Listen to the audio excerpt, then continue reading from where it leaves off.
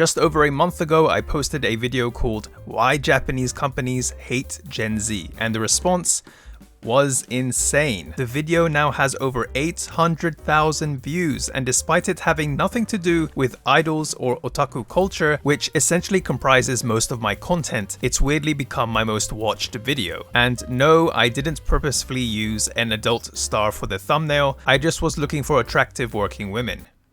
That sounded weird. Now, I initially didn't think I would be making any sort of follow-up video to it, but there was one glaring thing that I would occasionally see pop up in the comments, and that was the accusation that Gen Z didn't actually exist in Japan. That terminology such as Gen Z and Boomer are from the US, and that they were just imported into Japan by Japan's mass media, which might partly be true, and hopefully in this video you'll understand not only why, but also about generational names that are actually specific to just Japan. But first, let's address the elephant in the room. There is no official commission or group that decides what each generation is called. Instead, researchers will propose different names and birth year cutoffs, and more or less through the media, a consensus was slowly developed. So no, there aren't any quote-unquote official generational names in the first place. However, generational names do tend to be shaped by specific events, which can differ from country to country. That doesn't mean though that there isn't any overlap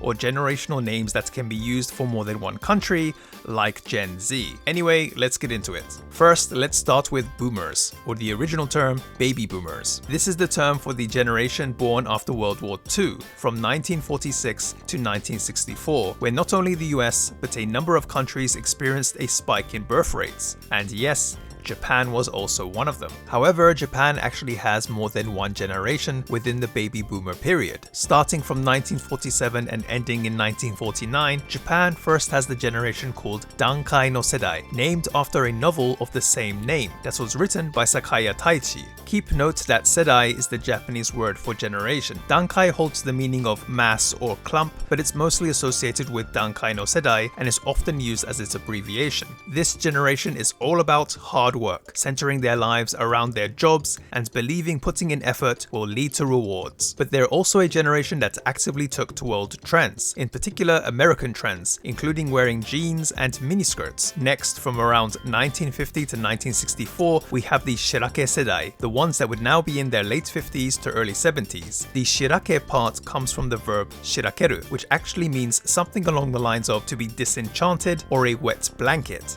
Not exactly a positive meaning. One reason they're named this is because this is the generation who grew up in the wake of student demonstrations that took part around that time by the Dankai no Sedai and thought they were, well, pointless. It's even said that some of them may have even felt fear towards topics related to politics or demonstrations. Around that time, the demonstrations were most likely about the security treaty between the United States and Japan, where both those from the right and left viewed the treaty as being both unfair and humiliating to Japan, provoking serious opposition. As a result, the Shirake Sedai are dubbed to be a generation that were more individualistic and not feeling that strong sense of responsibility like the previous generation, thinking it was dumb to take things so seriously. Interestingly, this could possibly also be the first generation of otaku, as they also grew up when anime started to spread in Japan and gained popularity. Now here we have a bit of a curveball, because there is actually another generation that overlaps with Shirake Sedai. From around 1955 to 1967, we have the Shinjinri Sedai. Shinjinri literally meaning new breed of humans. Their traits include having an easier time making friends with their children, having a lower barrier to consumption, and respecting individuality. But one trait they also do share with the Shirake Sedai is that they also exhibit otaku tendencies. But as you might imagine, they're also a generation not viewed positively by those who experienced the era of strife that followed after the war, being viewed as a soft generation and one that doesn't seem to have any common sense.